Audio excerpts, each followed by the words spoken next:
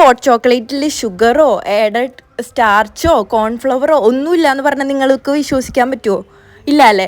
പക്ഷേ ഇതിലൊന്നുമില്ല. ഇത്രയ്ക്കും ഹെൽത്തി ആയിട്ടുള്ള ഒരു ഹോട്ട് ചോക്ലേറ്റ് ആണ്. അപ്പോൾ അതിന് വേണ്ടി കുറച്ച് ഈത്തപ്പഴവും ബദാമും കൂടിയിട്ട് പാലിൽ കുതിർക്കാൻ വേണ്ടിയിട്ട് നമുക്ക് മാറ്റി വയ്ക്കാം. പിന്നെ ഏത് ഡാർക്ക് ചോക്ലേറ്റ് ആണെങ്കിലും നമുക്ക് എടുക്കാം. ഷുഗർലെസ് ആണെങ്കിൽ അത്രയും നല്ലതാണ്. അപ്പോൾ അത് കുറച്ച് ക്രഷ് ചെയ്ത് മാറ്റി വയ്ക്കാം. പിന്നെ നേരത്തെ നമ്മൾ തയ്യാറാക്കി വെച്ച പാലിൽ കുതിർക്കാൻ വെച്ചത് ഒന്ന് മിക്സ് ചെയ്തിട്ട് എടുക്കാം.